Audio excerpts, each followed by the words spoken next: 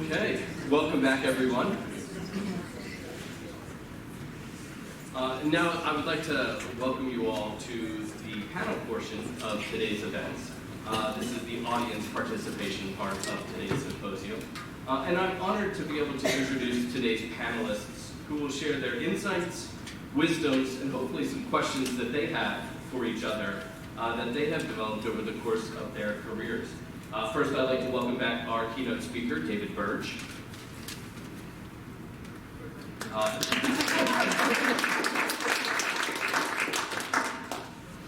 Next, Ian Harkness. Ian is the Director of College Counseling at Malvern Preparatory School. Seated next to him is Cornell Lassane. Cornell is the Vice President for Enrollment and Dean of Admissions at Allegheny College. And then Stacy Kunitz, who is the founder and director of Blue Moon Educational Consulting.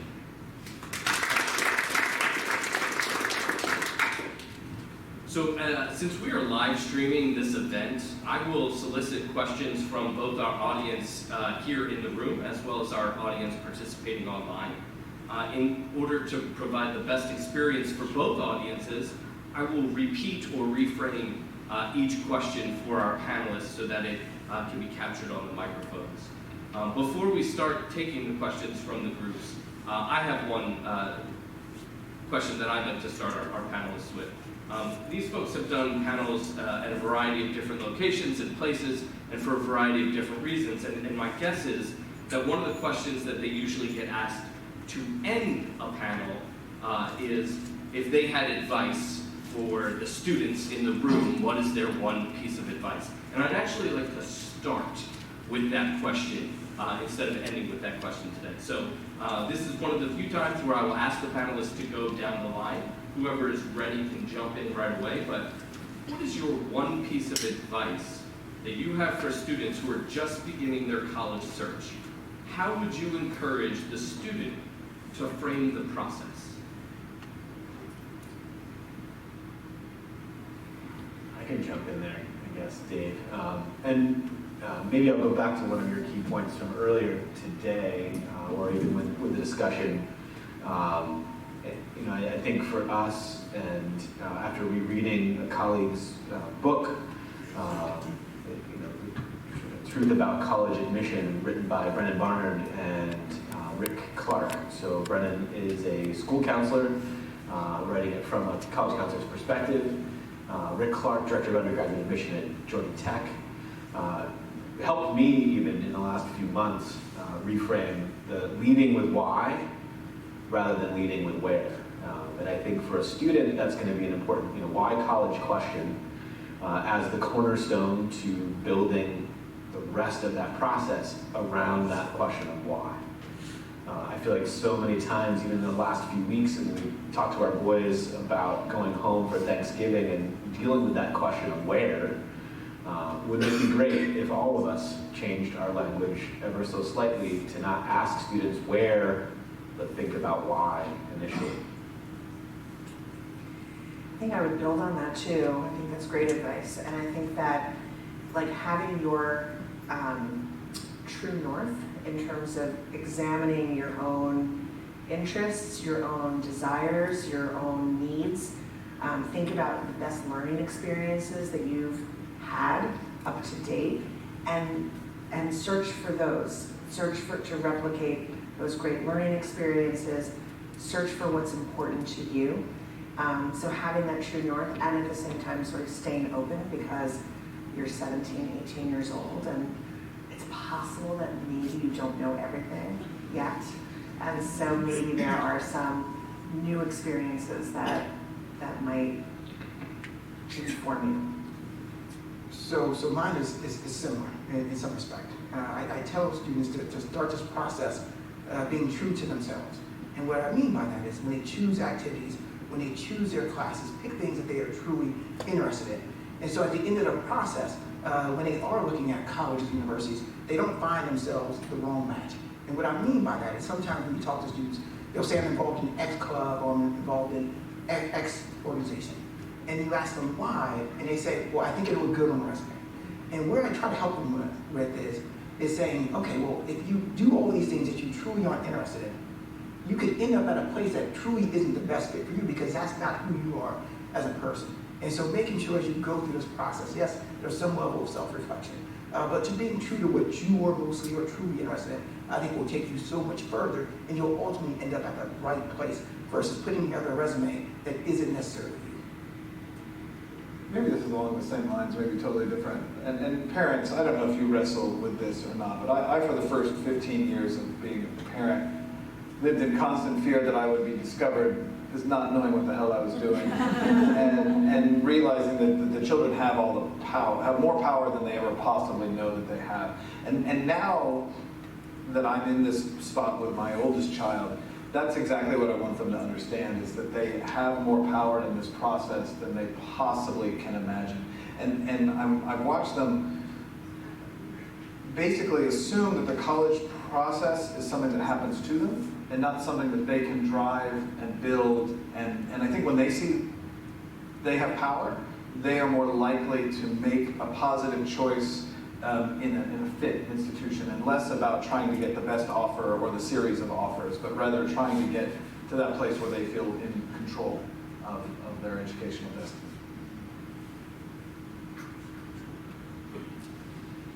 Thank you. I'm going to keep hopping over here to be on camera and then step out of the way to let the focus remain on our group. But at lunch, there were some discussion questions.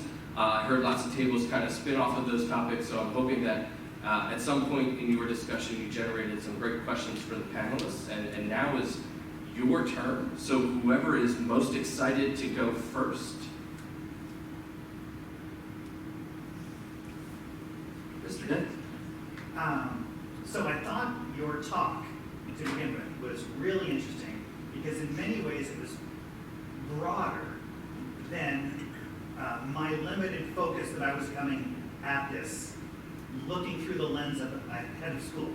And what are our particular challenges at this point in time, which for me is more along the lines of sustainability as a business operation, rather than fixing the long-term problems of American society. Not that those aren't issues we're not looking at. We've got $5 million or more of financial aid we give out to try to provide opportunities for a range of individuals to create a real-world experience. But we also need to make enough money to survive.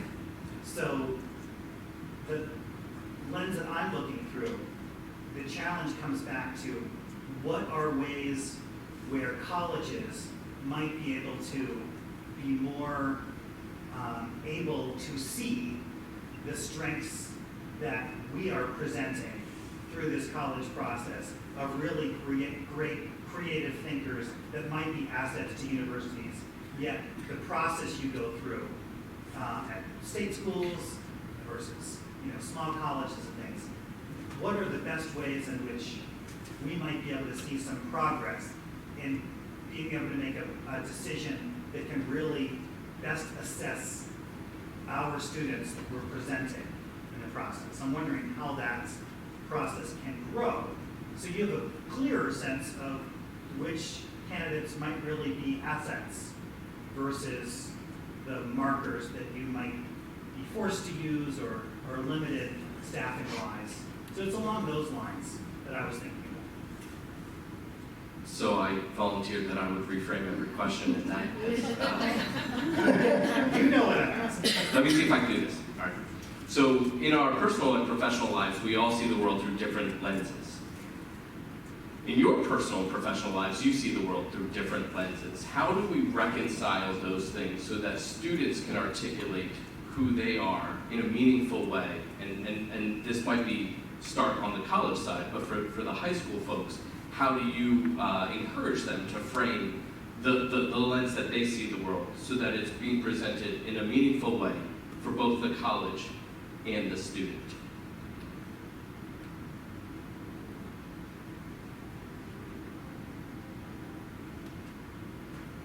Do you want me to start? You said you would call on the person with the most pained look on their face. That's one right. Can I ask you a question and respond before I answer that? When you say progress, What does progress look like to you? So, the fact that SATs are no longer a requirement, Okay. but that might allow some kids that have more to bring but maybe aren't great test takers. That may be a better way of assessing, what they might bring. That's what I mean as Okay. by progress. Okay. Can you just sort of I can read. So the question I asked and the response that came back was to define progress of what that looks like in the context of admissions, and the answer being different measures that are equally predictive but perhaps different than the historical measures. And I'll start and then I'll quickly bow out. But in my point of view, there's the way that we make the decision that's meaningful and impactful for a fixed number of students, unless we start thinking differently about how many choices we're going to make, which was somewhat the focus, like my lens this morning, which I heard you acknowledge and see.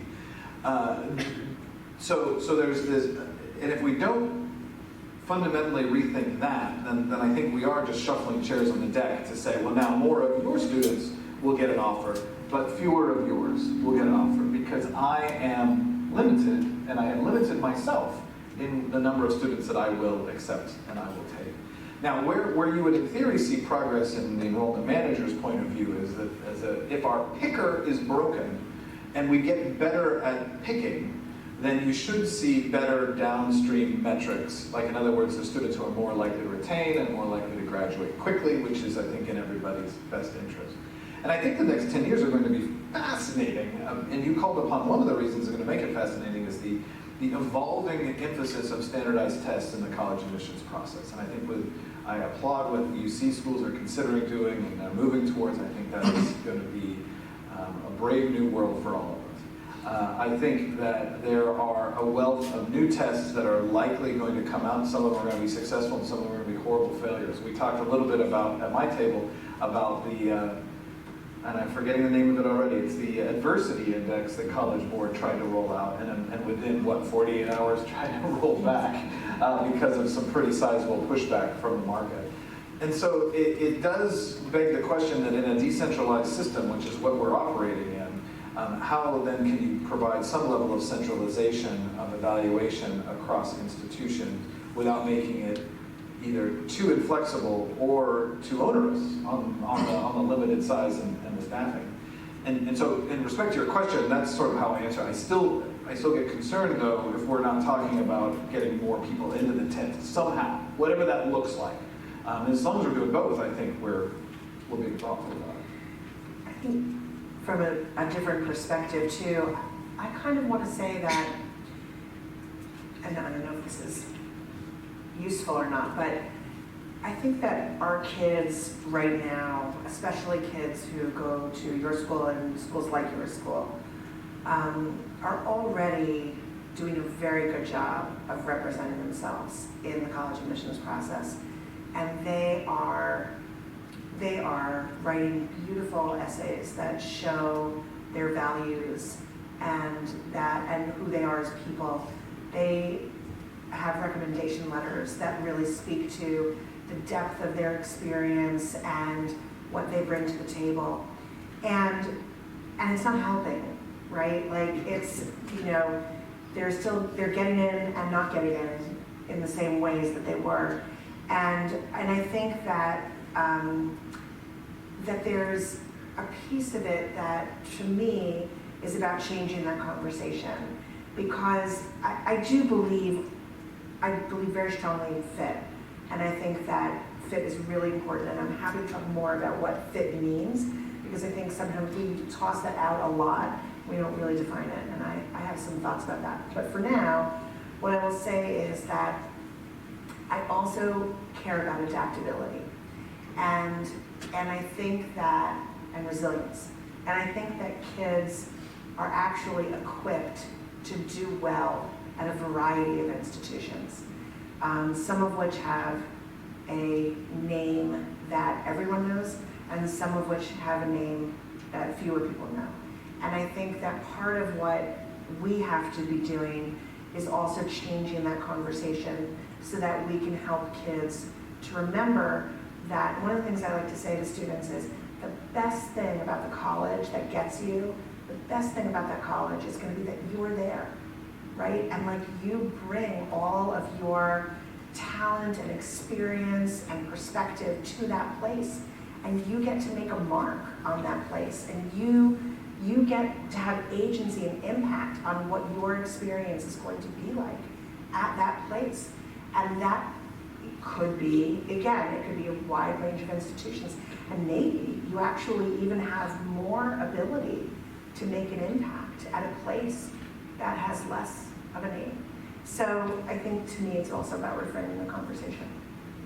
I don't know if we need to reinvent the wheel. I think there's enough information out there that we already have. And as I sit back and think about application read season, which we're in right now, thinking about how thick some of those files already are, and adding to that, I think what ends up happening in honesty is that you end up advantaging the advantage. When you start to add more and more, that is just out of reach for most, and that's a concern, I think to me. I also think we do have to change how we talk about this process, because typically when we start talking about, how can we have our students, present themselves in a stronger light, we're really talking about a certain set of schools in some cases, when in reality, so many schools are admitting more than 50% of the students, where for them, they're not having those discussions. They're saying, I'm admitting 60%, I'm admitting 70%, I'm admitting 80% of the students, and while I think, unfortunately, we give way too much praise to those schools that brag about, saying no to 95%. When at any point did that become a positive versus really saying, look at these schools who are saying yes to 70, 80%. So I think we really do have to change the narrative, because I think our students are hearing us. And it's one of those moments of, do as I say instead of do as I do. And what I mean by that is we all have to look in the mirror and think about how we can have better conversations. One example I'll give, we do a reverse fair every year, where instead of we basically have the colleges behind the table, but it's counselors on the other side. And I listen to a number of counselors talk about, hey, make sure when you go to this fair, don't just go to name brand schools. And then for certain schools, you see them sit behind the tables and you realize, nope, exact same thing. The counselors are running to the exact same tables. And so I think we all have to get better about how we talk about this process, but also make sure that we are preaching what we teach as well. I don't have a ton more to add. I feel like you guys have some really good points. But I feel like maybe a part of your question is also how to measure success outside of the individual student finding fit. And we talk about that a lot. And I mean, that is really the hardest part of my job, I feel like. And trying to measure success for 125 individual young men every year, it's going to look vastly different. And I feel like perspective and looking in from the outside really doesn't tell the whole journey. And I think maybe if we're all in this together to change that subject, it's really talking more about the story and the individual story and the journey from beginning to end, and highlighting some of those strengths rather than the number of acceptances at X, Y, or Z, or percent to top 50, or however we all decide to end up measuring that success.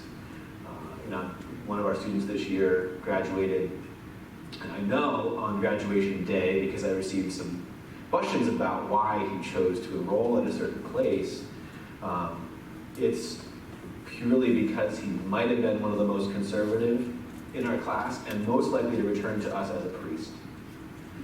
And knowing that part of his journey and result makes a lot of sense. But I know that the questions were stirring kind of underneath the conversation on graduation day, specifically with that guy in mind. But my hope is that we can all step back from that to see the whole journey, not just the final decision.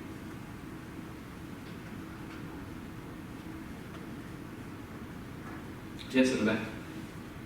With that said, when we're talking about how do we put forth students, in a way that's appealing to colleges that truly represents what they can do, where would something like the master transcript fit into that?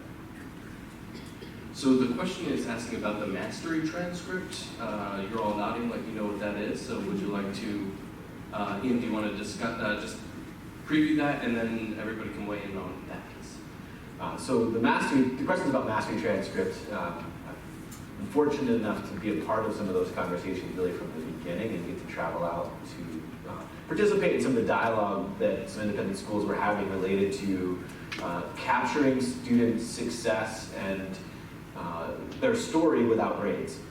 So eliminate the grading scale that currently exists and measure them based on their ability to master certain subjects rather than, or not, in a variety of different areas as defined by a school. So if effective communication consists of 5 key areas and the student mastered 3, but was only proficient in those other 2, what would that look like on a pie graph, or how would we change the transcript completely?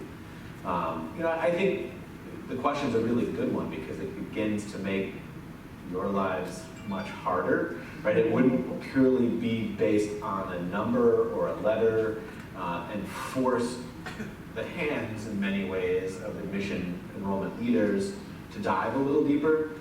I think that raises a lot of questions. Putting on my former life as an admission person, I don't see the reality of that in every instance. Certainly with time, certainly with retraining and reshaping everything that currently happens in a college enrollment and admission office. I see it as a big stretch. However, Malvern was lucky and privileged to be a part of those first few conversations, and really what happened as an outgrowth of that.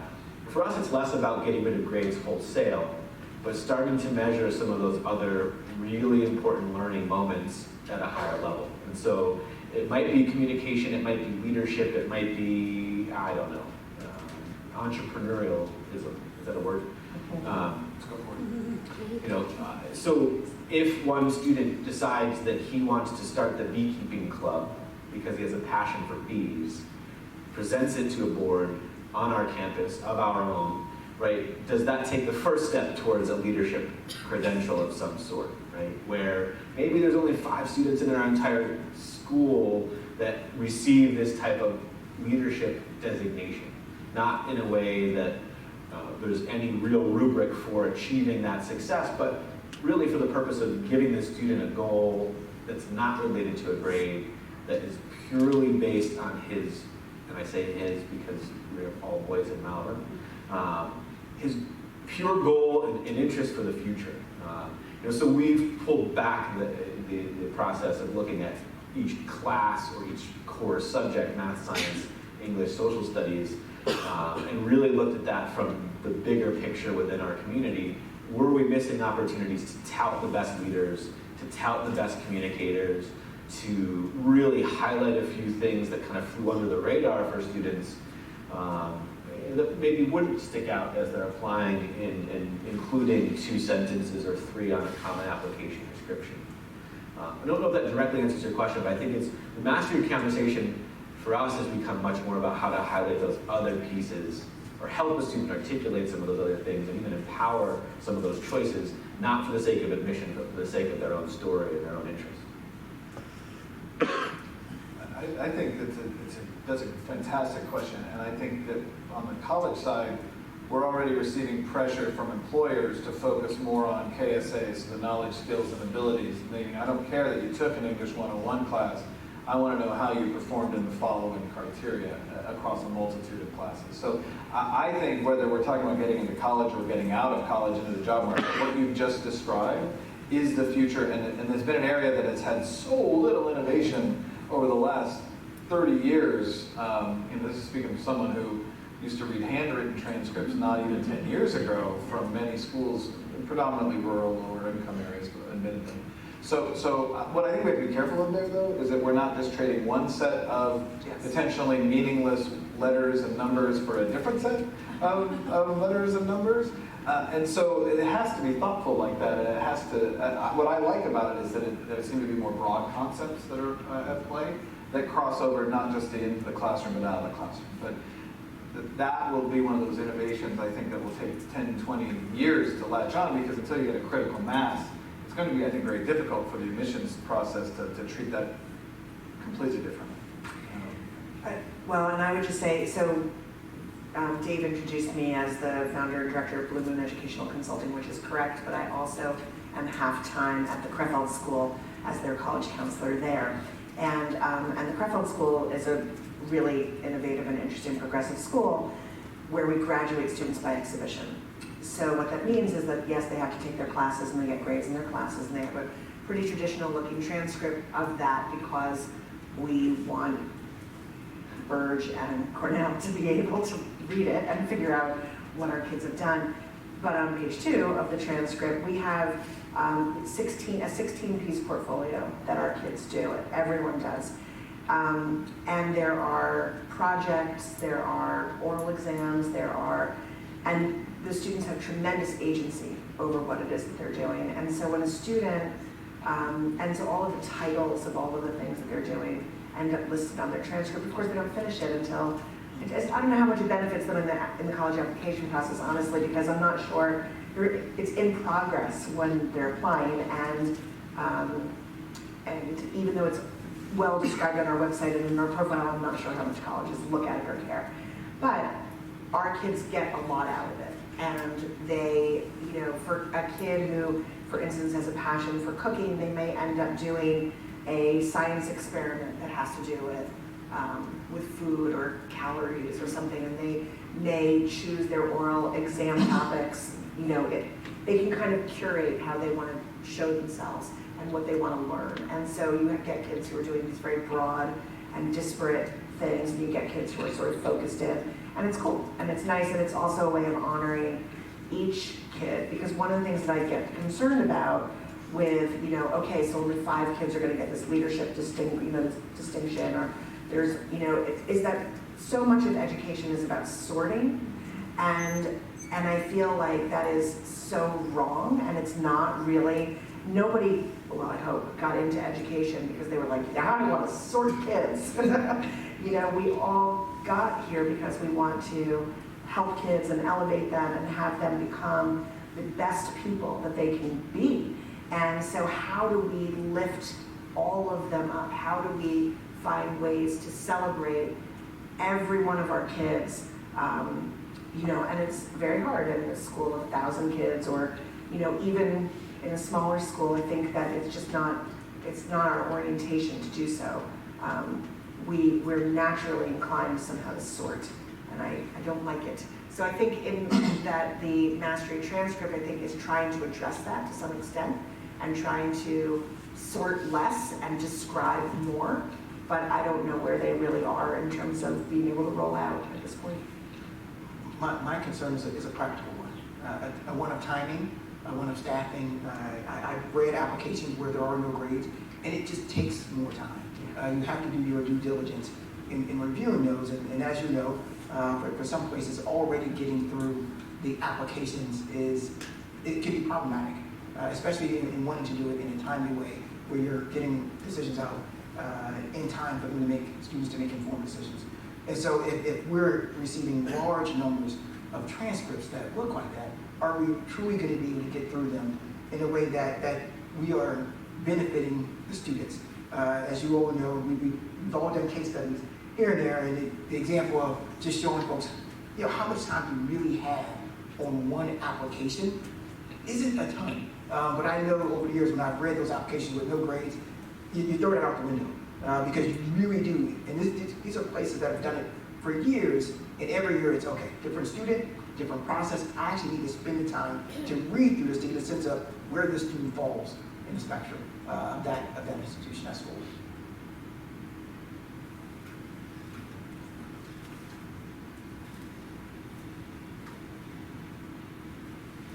Yes. Let's get back a little to a question you were asking this morning, and kind of in a totally different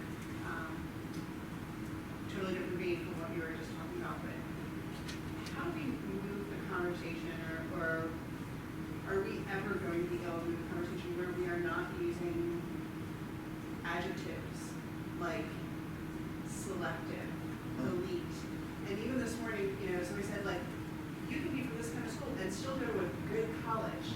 Like, okay, maybe there are some that are bad colleges, but do we really think that there are so many bad colleges that we need to really say that, like, oh, you can go to a good one, as opposed to who's going to go to a bad one?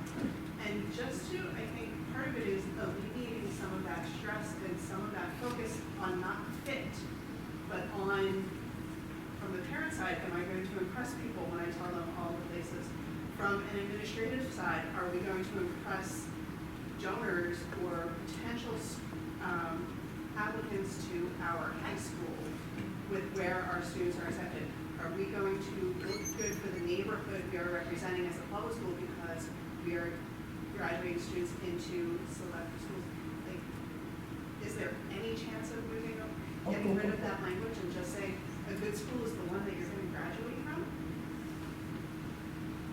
So, no. This is a great topic for discussion. How do we, in the process of disrupting the labels that we use around colleges, particularly when we use labels like elite, highly selective is also code word for elite these days, even though it also is a measure of their acceptance rates. And how do we transform that so that students can be proud of whatever label they choose to emplace it on the school that they choose to enroll? And what makes a good college versus a not good college?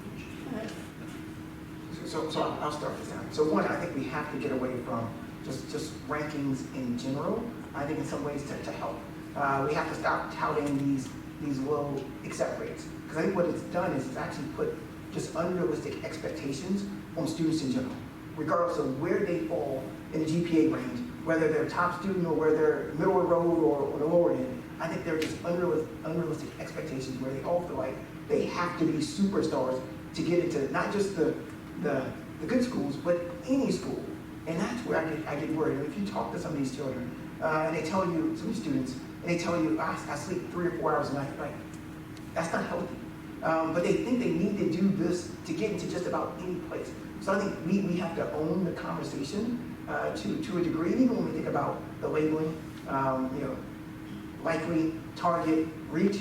We're already putting them into different categories of what a good school is, without necessarily saying it in some cases. And so I think I like the conversation the comment you made regarding the good school is the school you go to, and kind of leaving it at that. But I think there are those just expectations that everyone has to get into some type of name brand, whether it's for the bumper sticker on the car or the country club conversation, which is all unfortunate. And not that I'm giving an answer, but just sharing the frustration that would love to get away from it. And this is coming from someone who's worked at 2 very different institutions, and I have to say, being at a place where I could say yes more just means a lot.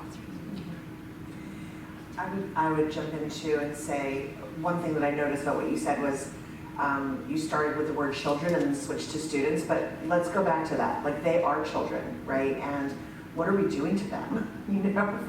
From this very young age, kind of setting this up that that this is a goal to be attained, and if they don't attain this goal, that then what? Like, we don't even say what could happen, but it's like this, catastrophic crisis if they don't get into the school that we want them to. And I think that, college is not a destination, right? It is a part of your journey. You don't die there, God willing, and that is not the end of your life. It is in some ways part of the beginning of your adulthood. And so there's so much time, and there's so much, I sometimes think about, well, I guess there are 2 things I would want to say. One is that I ask parents to think about what they want for their children when their children are 40 years old. So what do you hope for your child at age 40? And what they usually say is that they say, well, I want them to be partnered with someone that they love and who loves them, and I want grandchildren, so I hope they have children, and I want them to own their home, and I want them to have a job that they really like going to, and I want them to not have to worry about too much about money, right? And so we know that there are many, many paths to get those things in life. You don't have to, Harvard is not the, the funnel for that. And there are plenty of unhappy people who go to highly selective early schools. So So if we can take a broader look, I think that that's helpful. But also about the rankings piece, I agree with you 100%.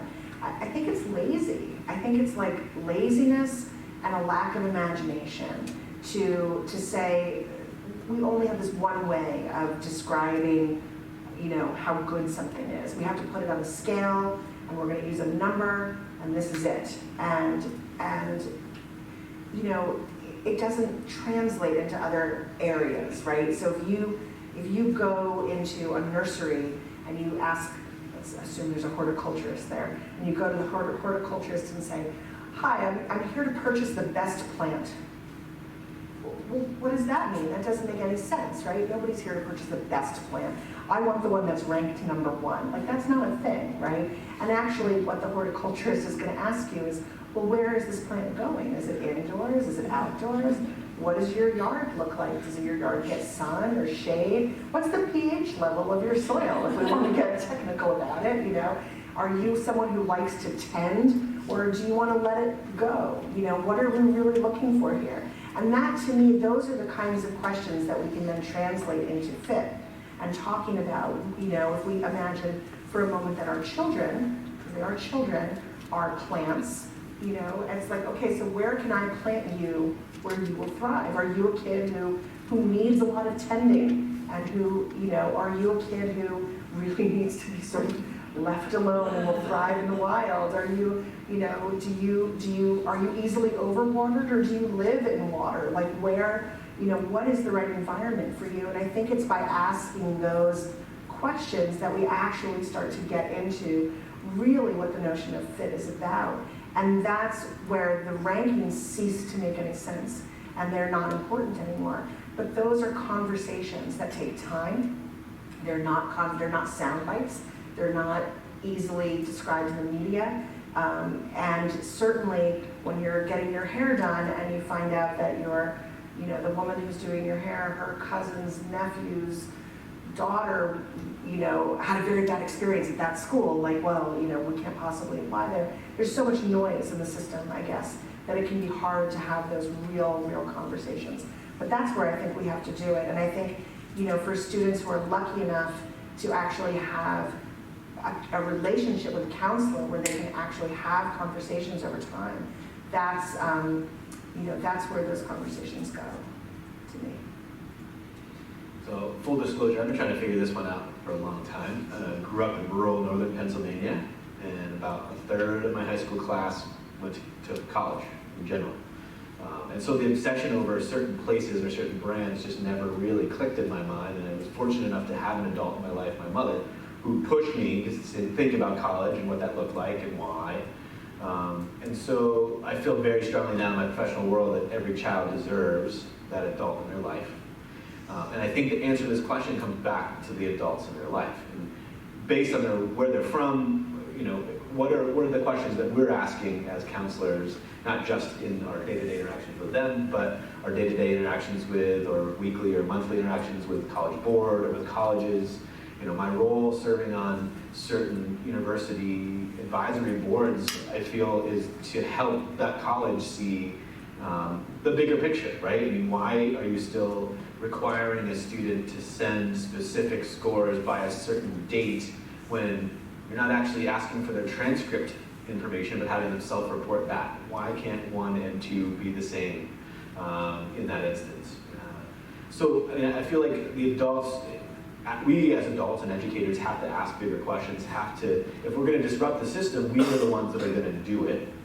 And I think, you know, even with the rollback from the UC system, or potential rollback from requirement of testing, that's happened in so many institutions already. I think those questions have been asked, but I think from my time working in college admission and my time now working in a high school, I have more questions for some of those big drivers of this process as to the why. Why hasn't this changed? Why can't this change?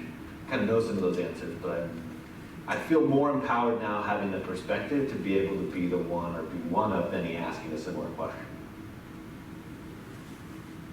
I don't know if I can add too much other than to say, building on Stacey's point, I think we need better tools to assess fit that are not so human driven. Like, I mean, I think we put a lot on the human beings in this process to decode for these young people and not so young people. So, I mean, to me, I think there was better access to tools. But in the end, I mean, I'm getting the sense, I don't know if you are, that we all kind of feel in a similar way and have for a long time, and it hasn't changed. So if that's the case, maybe we need something bigger.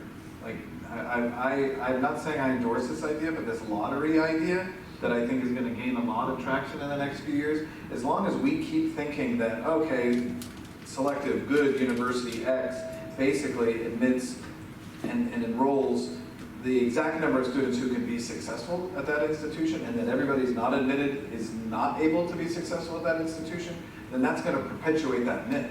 But the reality is, at a place where 95% are rejected, they probably could have gone in that 5 to 10% range and found another couple hundred students who still would have been successful there. But if the perception remains only those who will be successful are sort of given the keys to the kingdom, then why would that change? Why would anything change? But if somehow there's an element of chance and risk and randomness to it, then perhaps we start to see it a little bit different. I don't know. I'm not, again, not endorsing the lottery idea, just suggesting that it's one of those things that would completely change our perception of the process.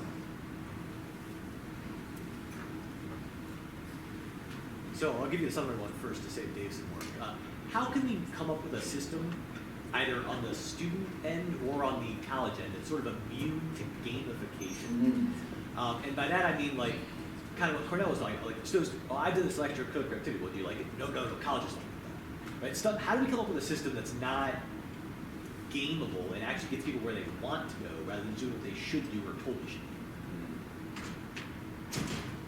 So the question is, how do we create a system that is not gameable? Or how do we reduce the amount of gaming in the system that students and families feel the need to put forth? And as part of that, where does that start? On the college side with the application, or on the high school side with the advising and encouragement?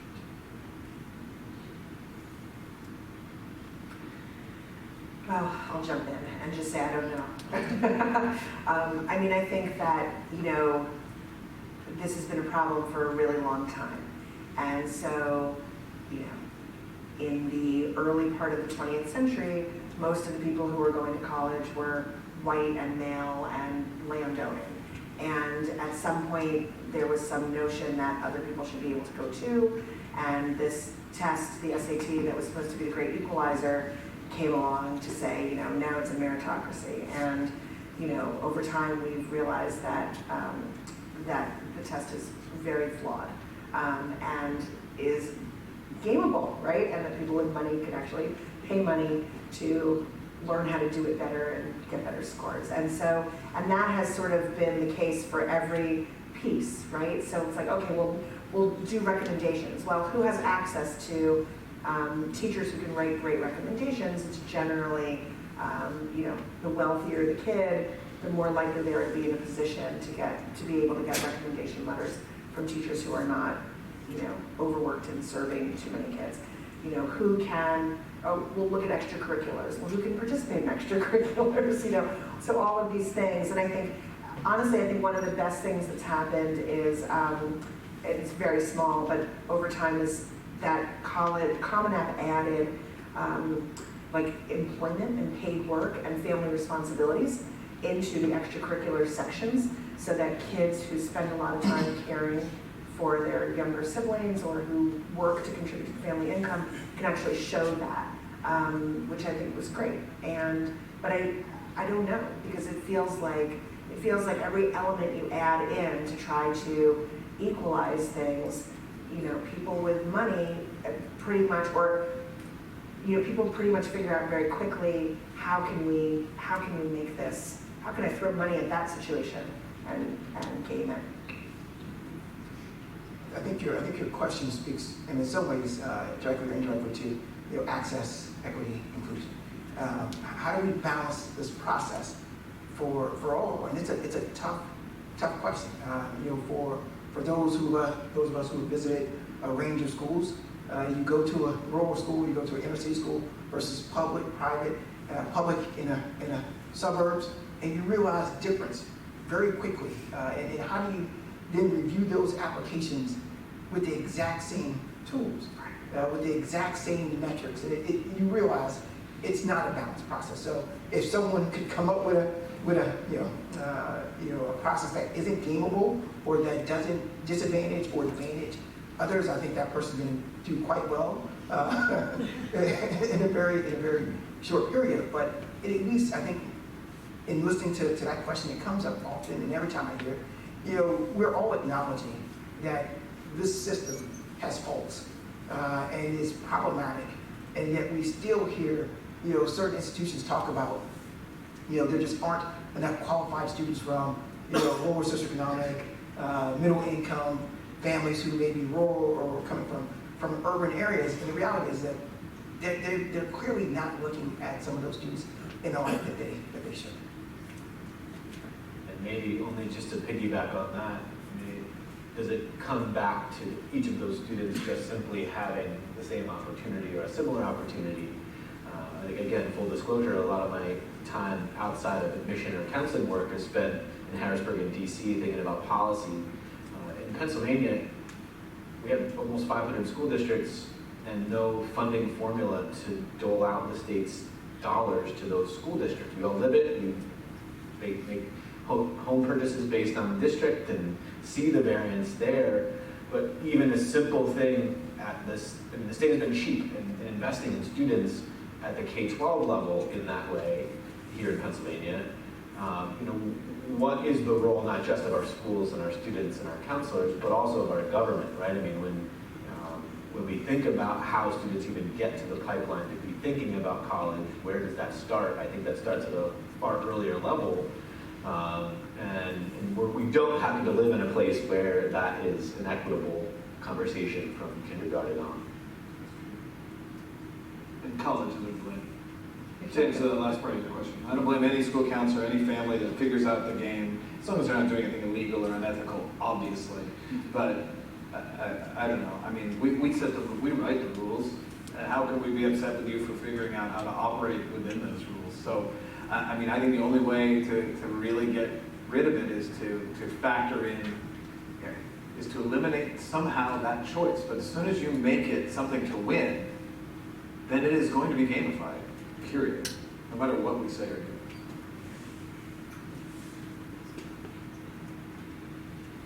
Sean? So in a lot of innovation work, you talk about the sort of inertia of the status quo. And this sort of goes into what you said about the language of exclusivity and inclusivity. Our existing system is incentivized, right? If you're exclusive, that's something that you can use to sell a K-12 education, to sell a higher ed education. Where, from your perspective, are the places where you could incentivize inclusivity versus exclusivity?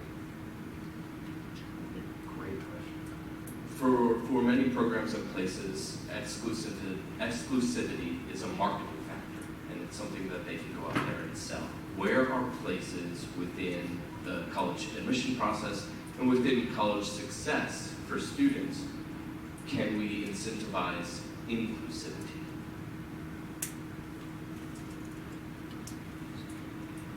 Yeah, so how many people here are familiar with ATI, American Talent Initiative?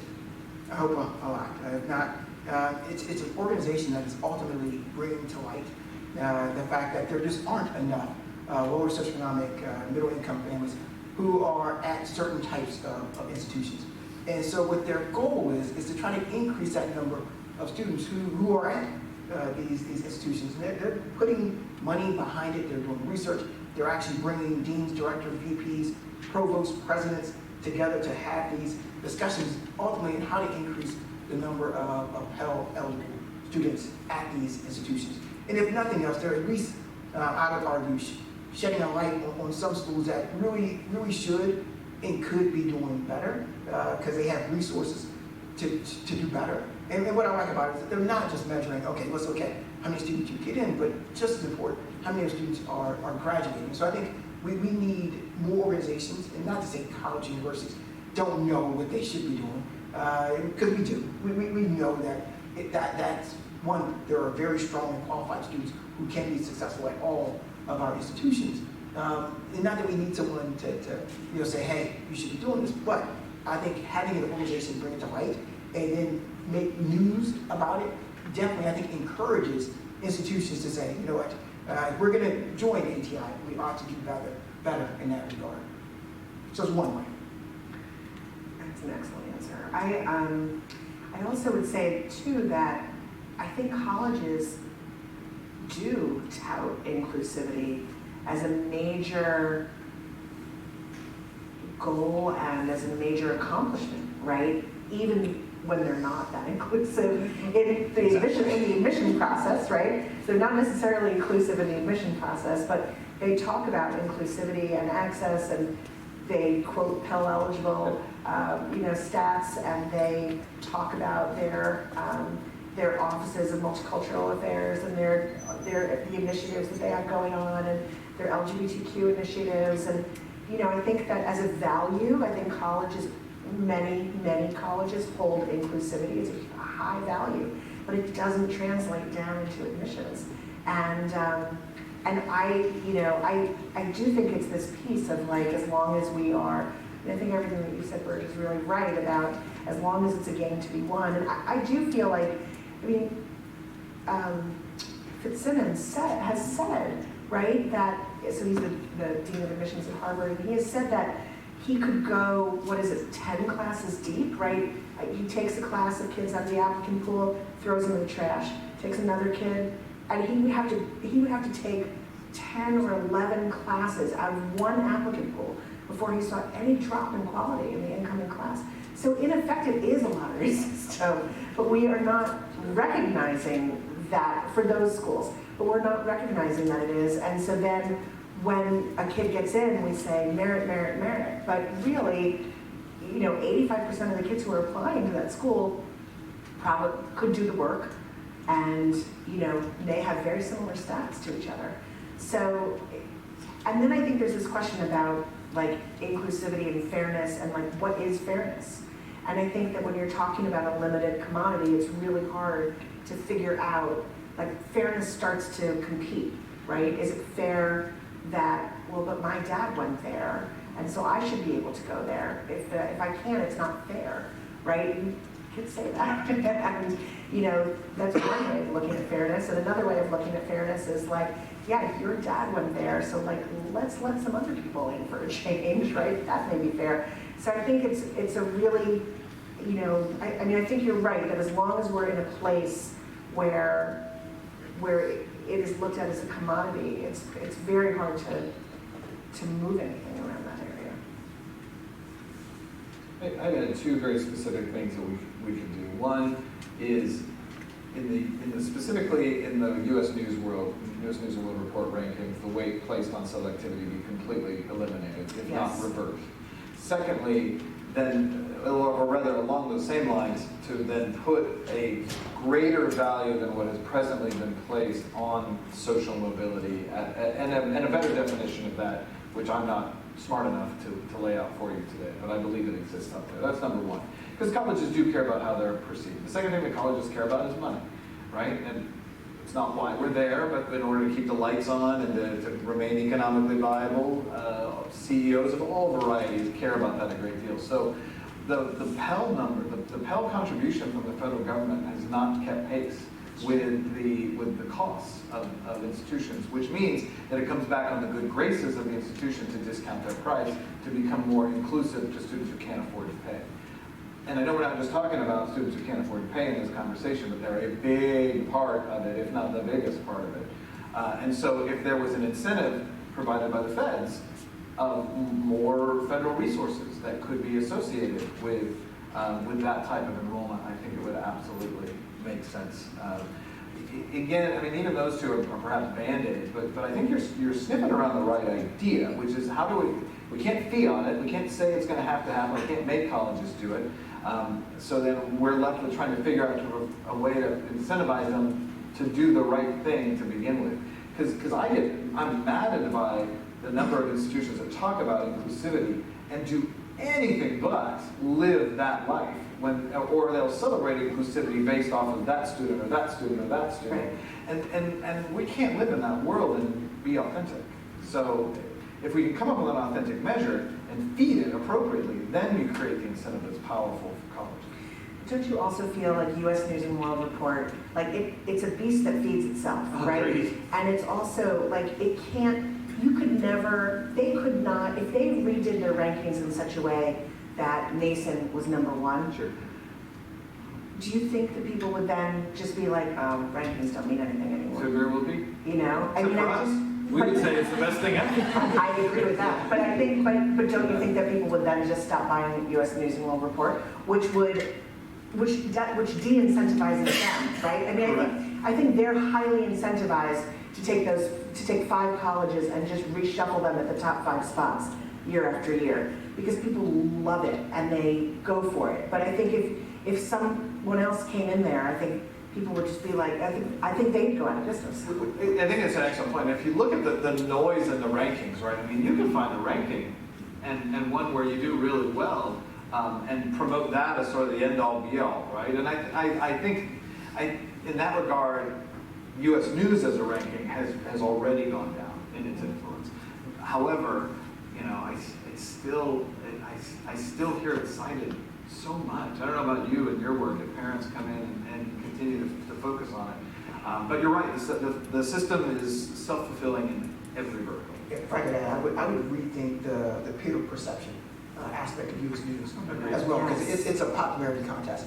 And so prior to my time at Allegheny, I had never done the survey. And so they sent one to the president, one to the provost, and one to VP for Illinois, or James Webster. And it is literally a popularity contest. They're asking you to fill in the boxes, you know, whether a school's a good school, not a good school, you don't know it.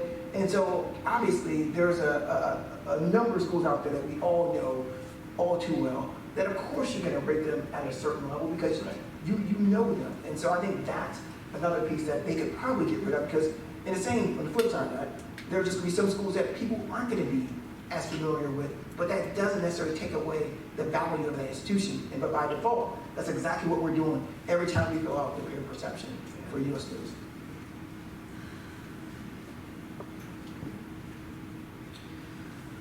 We have a question from our Facebook audience. It says, I think the pressure of testing to meet standards and satisfy curriculums are making kids robotic and self-reliant. I applaud the schools that encourage creativity and fosters independent learning and allow exploration of other talents. How do you foster this conversation at the high school level?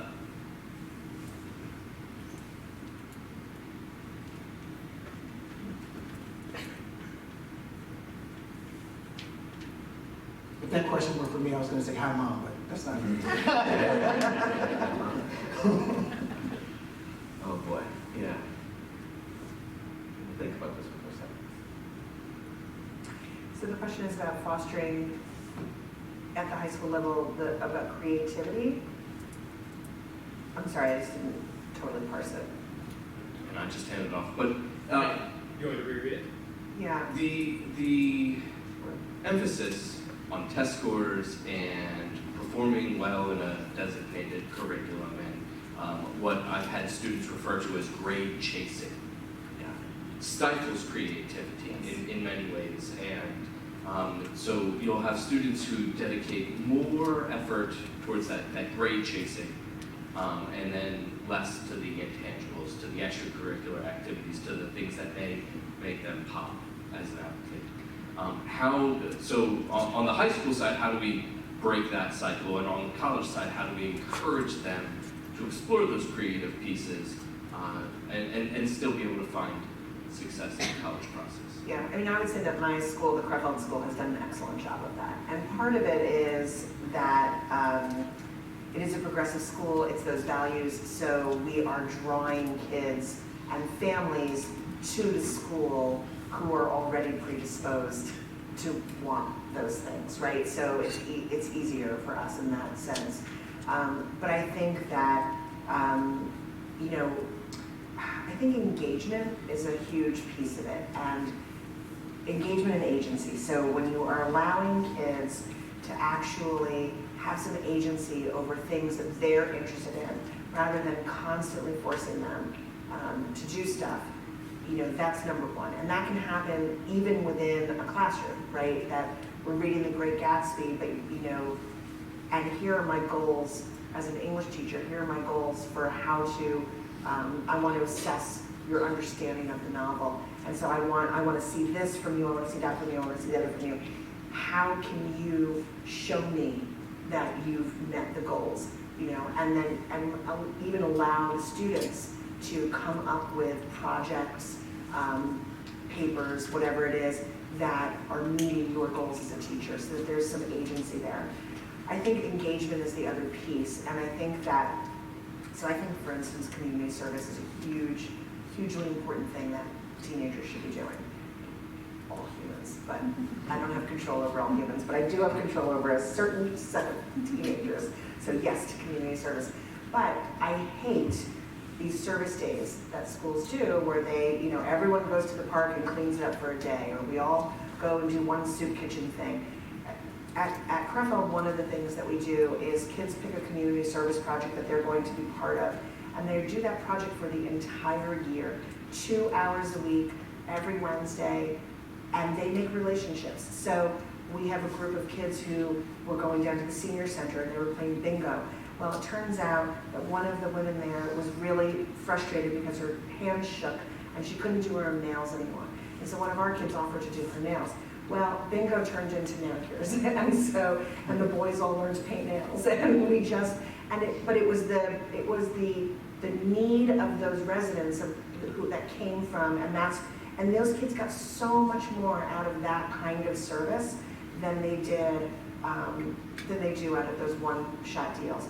And so it's a little bit of a self-serving answer, number one, but also it's not a total answer, because it doesn't necessarily prevent grade chasing, but I do feel like when we are able to show kids a richer life and a more authentic life, and one that involves service, I think that grade chasing ends up looking pettier and not as compelling.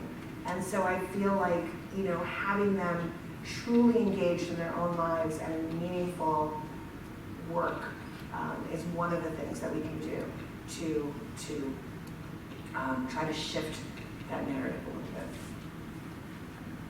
So I just have a couple quick thoughts, but one, back to what we were just talking about a little bit, and it's maybe owning the fact that, and talking openly about this, that merit in college admission is talked about all the time, but it's not really about merit, right? Perfect score, perfect grade doesn't get you in to dream school. Never has been based only on merit, right? And so getting students to understand that is a hard question, but how often do we ever say that or talk about that? It's not that you've done anything wrong. In that instance, you did everything right. And still, you might not get into your top choice school. So I think it is on us as parents to talk about that, or as counselors to share openly that, perfection doesn't look like that necessarily.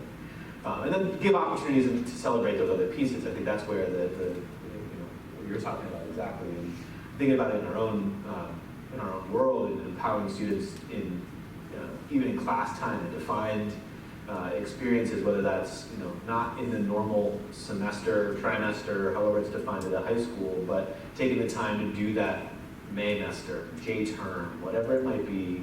For us, it's been a J-term experience, which I think allows even students to pitch ideas for a class that they want to teach, that they want to co-teach, giving faculty some of that flexibility as well, but then allows them to be really more engaged in some of that creativity, or allowing students the capacity and ability and the time in school to develop something that they're proud of that could be shared in a greater way. I don't know that I have the answers to any of that, but I think all of those pieces could be components of it. I think there's also this piece that when you talk about perfection, it makes me think of mistakes, right? And that making mistakes is really important as a part of life, and knowing how to survive making mistakes.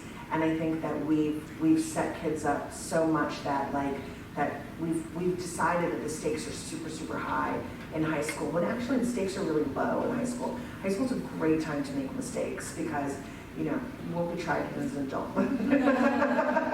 Most of the time, if your mistake is small enough.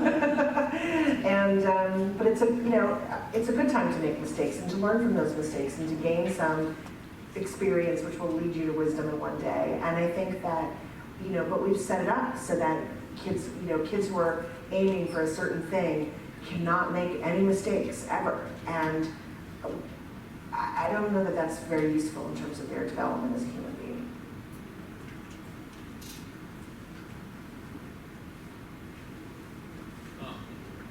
What do high schools like us in 5 years and colleges in 10, when the parents of the children applying are now millennials and have already are probably still paying off their undergrad loans? What has to change in there? Because it may change from them being looking at selectivity to, you know, value, or but what do we as institutions have to do to be ready for that change? How do we adjust for millennial-aged parents in the college process in terms of institutions and how we promote the value proposition to families who are already paying off student loan debt, taking on more debt for the next generation? I'm hopeful that they'll be the disruptors. I'm hopeful they'll look back and say, that was not a fun process. You know, I was talking to flying back from somewhere, and I'm talking to a student, a sophomore, junior in college, and she goes down this road. I went to this high school, so of course, in admissions is always the name game. Where'd you go to school? What state are you from? And we all know all the schools, and so we go into detail. A really good school that she went to, and she starts to talk about the experience of applying to basically top schools. And how there were days at this high school, her and some of her friends would just cry. I thought, but that doesn't sound like fun. But for her, it was, you know, we were working at a level of trying to be perfect. We were working towards perfection. And so the hope is that this generation that's gone through this process will look back and say, nah, this isn't the way it's supposed to be. And if it hasn't changed, I hope it's already changed by then, but if it hasn't, that they'll be the ones to say, we've got to approach this a little bit differently. And oh, by the way, a number of those kids ended up at great schools with great experiences at, I won't name the school, it wasn't necessarily, you know, a top X, and it sounds like having the right type of experience, and it turned out to be the right match. Right kid, too. And so that would be my hope.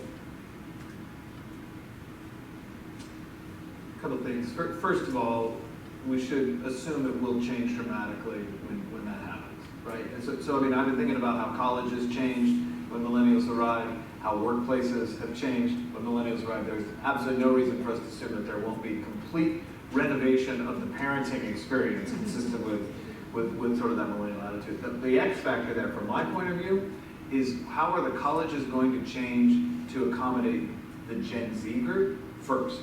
Right, so I mean, I think about some of what we know a little bit about them. You know a lot from working with them, but I mean, in terms of the hardcore research on that group, it's not as well defined as the millennials.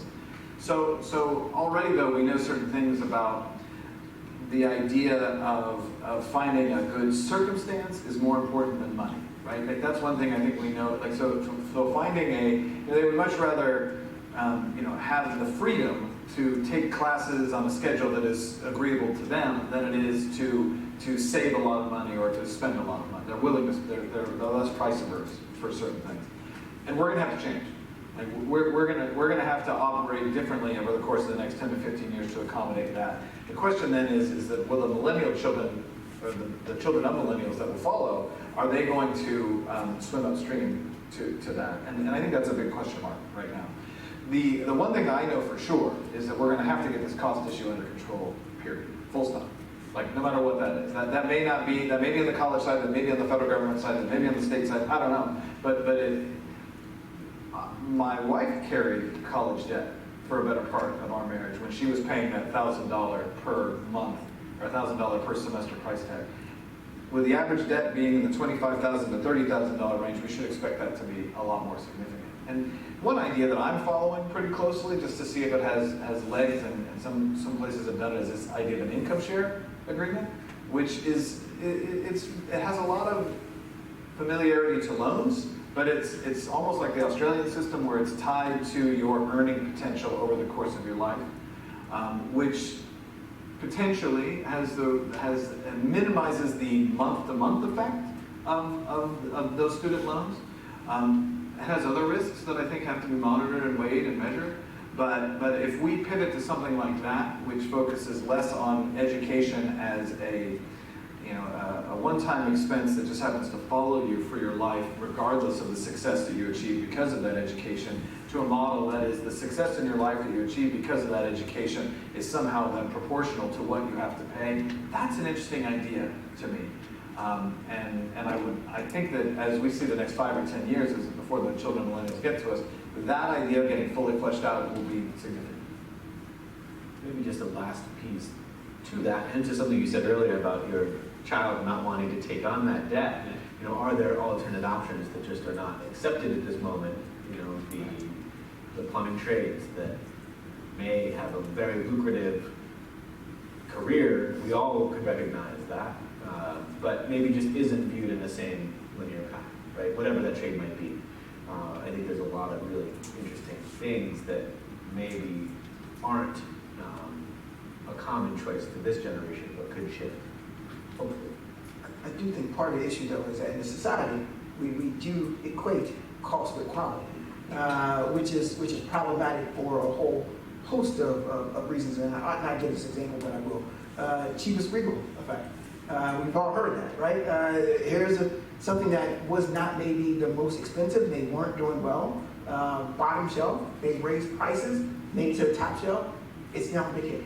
And so that impact of thinking, cost is better is problematic. I would also say, though, I think for sometimes when I speak with families and they talk about the cost of education, these schools that cost X amount, typically there are other schools that they're saying no to who are giving them scholarship dollars at high levels. And so while, yes, cost of education has gone up, so is discount. And discount is at an all-time high. And so there are schools that are giving large merit or aid to families. It's just a matter of decisions. And in some families, I know you all here on your side of the desk as well, I'm willing to pay X amount for this school, but I won't for other schools. So I'm going to go into debt here, even though this other school is giving me 50% discount. We're coming to the end of our time for this session, so I just want to bookend this discussion. I started by asking you if you would provide some advice that you would give to a student as they are beginning this process. So, and we know that the college application and search process can be a great time of growth and transformation for the students as they go through it. And so, what advice would you give to the parents who are starting this process to reframe it for them so that they can keep the focus on the process being transformational for their students?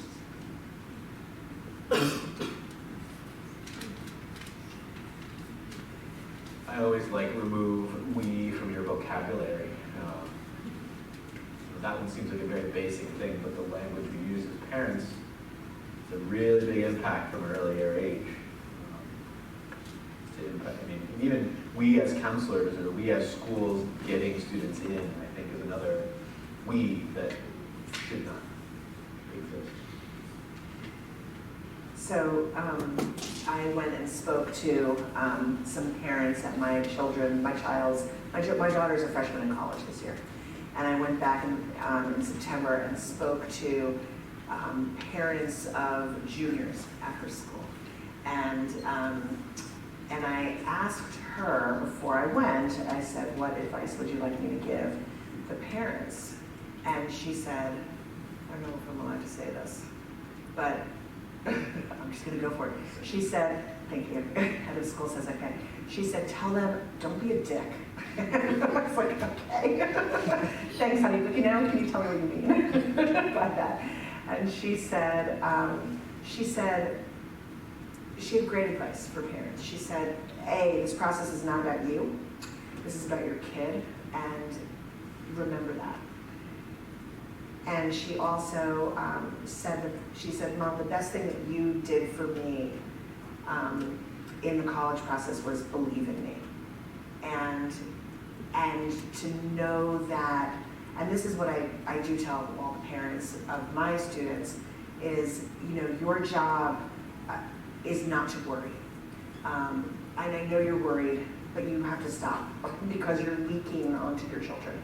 And when you are so worried about them succeeding, you're giving them the message that they don't have the tools that they need. You're giving them the message that there's a reason for them to be worried about themselves succeeding. And so part of your job is to hold your child in unconditional positive regard. Thank you, Carl Rogers in the 70s. But hold your child in unconditional positive regard. And remember that they are great. You've done an amazing job of parenting your child.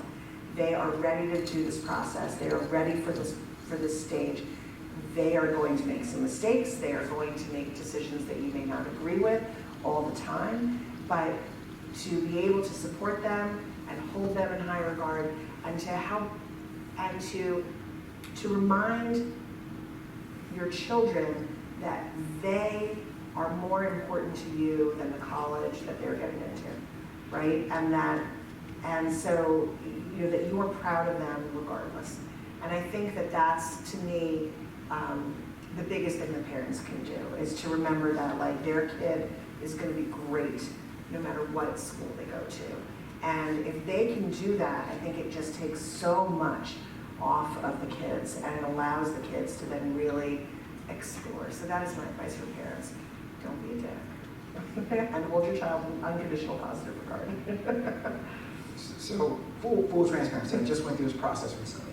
And prior to it, there may have been some things that I thought about this process of, for parents, just take a step back. And then you get into the process as a parent, and you throw everything you've learned out of the window.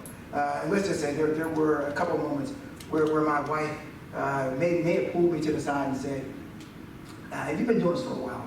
I'm pretty sure you give better advice to families you're working with than what you're doing here. And there was that moment of realization of, yeah, this isn't good. And part of it was, in honesty, just wanting to talk, college all the time. Every time I would see my son in particular, didn't matter where it was. Just get out the shower. Hey, where are you going to school? Get in the car. Hey, what are you thinking about majoring in? And it got to the point where we were just talking about it too much. And so the two pieces of advice I give: one is set aside, maybe one day a week, one time a week, to talk about whether it's the college search process or major, what have you. And what you'll realize is that they'll end up coming to you more afterwards, to the point where my son was texting me, what about this school, what about this school, what about this school? No.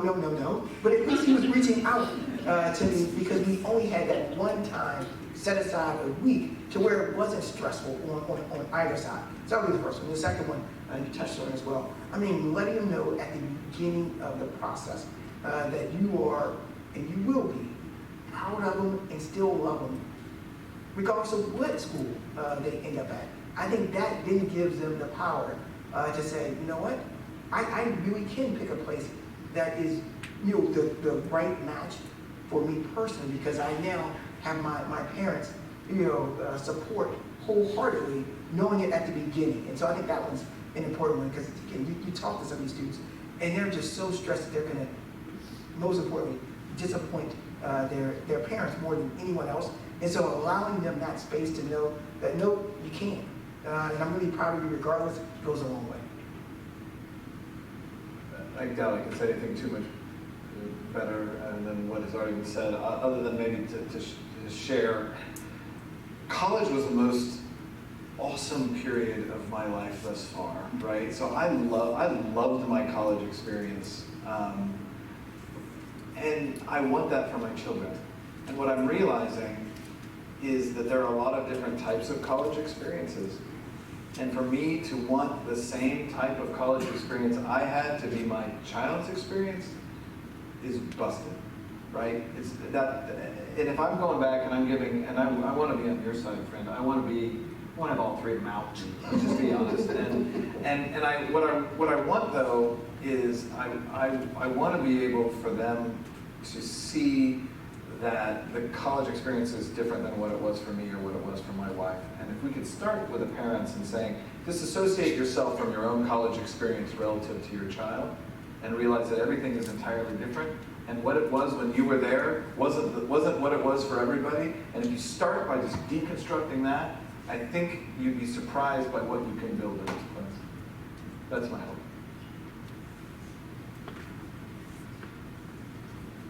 Well, thank you. I particularly want to thank Stacy Cornell, Ian, and Burge for coming out and spending some time and sharing their thoughts with us. And so if we could give them a nice round of applause.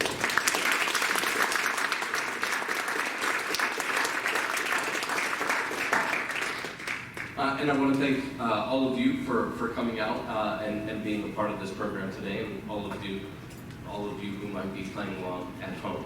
I want to thank Bernadette Kowaleski and Sean Yorgi, who were my co-disruptors in planning and executing this process.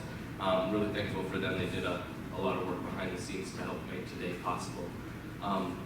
And I certainly want to thank Mr. Debbie and the whole curriculum and school community for their support and participation, not just in today's event, but in all of the college counseling that goes on here at Perkiomen with our current, future, and previous students. So thank you to all of you as well.